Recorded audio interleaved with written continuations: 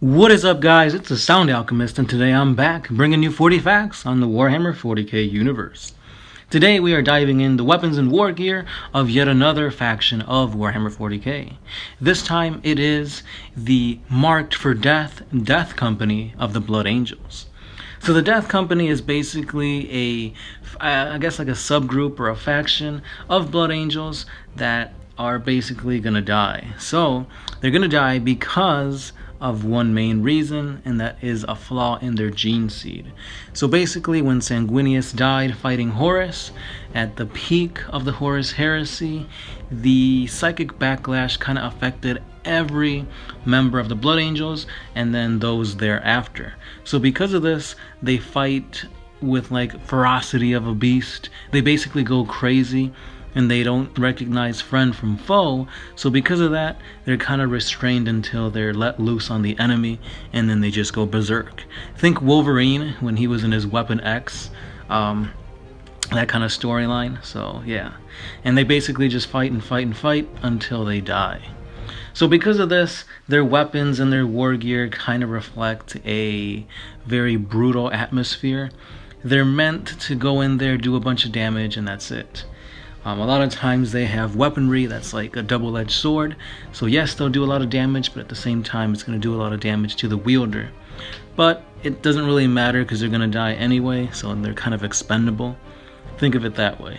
But anyway, now that you guys know a little bit more about the Death Company, who they are, what they represent, let's go into their weapons and war gear.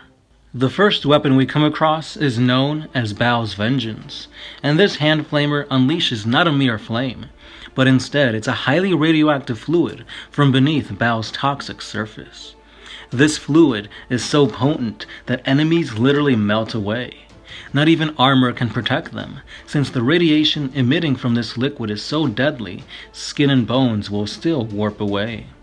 Something this deadly doesn't come without risk. Its wielder also faces its deathly effects, but it matters not, for the Death Company are already marked for death.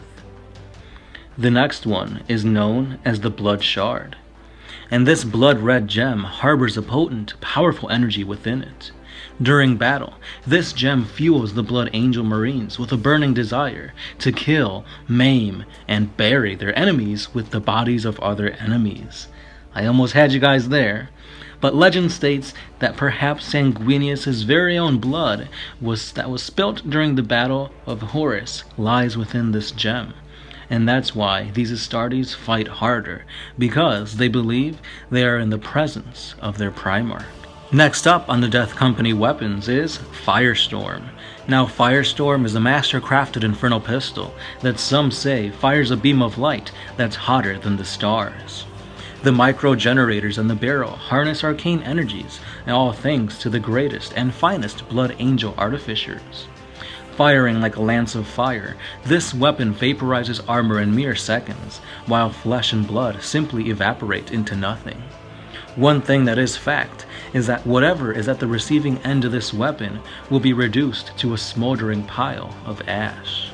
And no armory is complete without a Crozius. More specifically for the Death Company is the Gildan Crozius. So when a Death Company Marine is deep in the clutches of the Black Rage, the only thing that can direct their rage is none other than the Blood Angel Chaplains. Even if a Chaplain wields this Crozius, he attains more control on the damned Astartes than a normal Crozius. This weapon seems to push away the pain inflicted upon them. So powerful it is that even the Inquisition have their doubts on its origin. However, they do turn a blind eye, for its results are well worth whatever deep dark secrets lie within the Gildan Crozius. This next weapon has a great history to it, for it is the Guardian's Blade. This legendary glaive and carmine of Askelion has been passed down from great warrior to great warrior for countless years, until one warrior who wielded it fell victim to the Black Rage's curse. After this tragedy, this blade was only gifted to the Death Company's warriors, and to this day, not a single enemy to have been cut by this blade has lived to tell the tale. The Reliquary Armor. This armor is adorned by the bones of fallen Death Company Marines, and serves as a memorial to their sacrifice. At least 30 warriors have their bones upon this armor, and only the best of the best Astartes can don this great legendary armor. Some say that this grants the might of all the fallen heroes to its wielder, and many agree. For on the battlefield, this warrior is nigh unstoppable, hacking and slashing away at the enemies of mankind, until he too has his bones join that of those before him. These next 3 weapons are also seen on the Death Company, however they are wielded by special characters.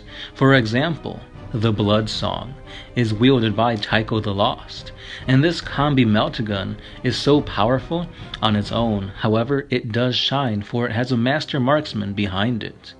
This can also fire vengeance rounds, hellfire rounds, and even the dreaded dragonfire bolts as well. Asterath the Grim's very own Executioner Axe is a master-crafted power axe that has a blade so sharp that some say it can cut straight through force fields, as if nothing was even there. This weapon has killed both the enemies of humanity, as well as those warriors who have lost their minds completely, all thanks to the Black Rage's curse. And finally, we end with Lamartie's very own Blood Crozius. Now this master-crafted weapon was passed down from Reclusiarch to Reclusiarch until the death of Raniel. After this, it was deemed tainted and cursed. The only Astarte to ever wield it since then has been Lamartie's, the chaplain of the Blood Angels' very own Death Company. We march to battle now, in the company of death, under the wings of angels, to fulfill a promise of vengeance made 10,000 years past. To war, sons of Sanguinius, and to victory. Chaplain Daenor of the Death Company. And with that quote by the chaplain, we end this video on the weapons and war gear of the infamous Death Company.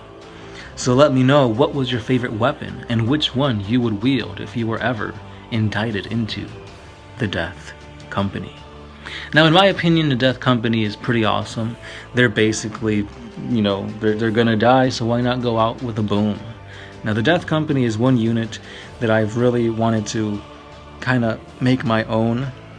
Now, if you don't know, I will be changing my Celestial Sons over to a successor chapter of the Blood Angels. And with this, I will be adding a Death Company unit. As you can see here, I have a picture of them. They're not done yet.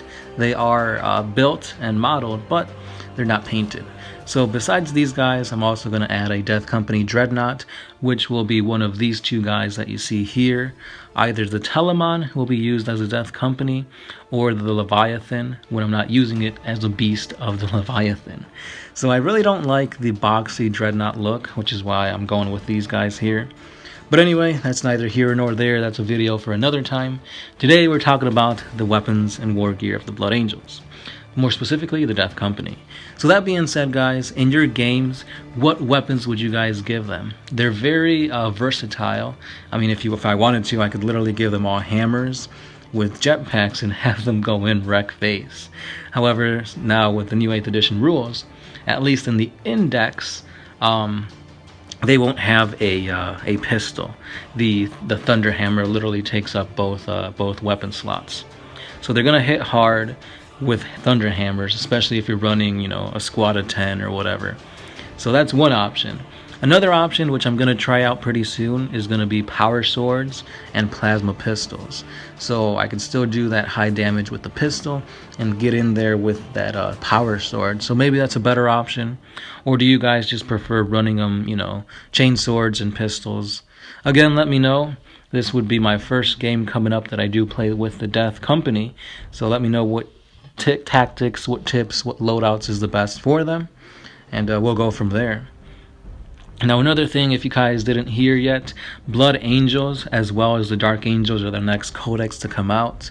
There are some rules that have been leaked, and perhaps, I'm not 100% sure on this, but perhaps there is a new Primarch coming back. So if those rules that have been leaked for that Primarch are correct, we will be seeing the Lion returning. Now that is huge, huge news. I have no idea how Gilliman's going to react to that. Is the Lion going to be traitorous. I mean, we don't know what's going to happen. So if these rumors are true, it only opens up more and more questions. But again, guys, take that with a grain of salt. We have to wait till December, I believe, is when the Dark Angels Codex drops. And I believe sometime this month in November, the Blood Angels will have theirs. So a lot of things to look forward to, guys. Again, in the comments below, what is your favorite weapon that I talked about in this lore? What loadout works the best when you guys use your Death Company? And are you guys excited for perhaps the Lion returning? Really great time, especially since the holidays are here. GW wants to capitalize on that Primarch cash, and we want to get a new Primarch, so it's a win-win situation. So let's hope those rumors are true, and we'll see what happens. But yeah, thank you guys for watching this video. Thank you guys for commenting down below, and thank you guys for being awesome subscribers. We have hit 80K, so expect some giveaways coming out. Again, a big thank you for you guys for that. And yeah, that's all I've got. Don't forget, we've got a Patreon page. A simple $1 goes a long way, so check us out there. We've also got a Twitter, an Instagram, as well as a Facebook page, so check those out for more things 40k. And as always, guys, I am the Sound Alchemist, part of One Mind Syndicate, and I'll see you guys tomorrow.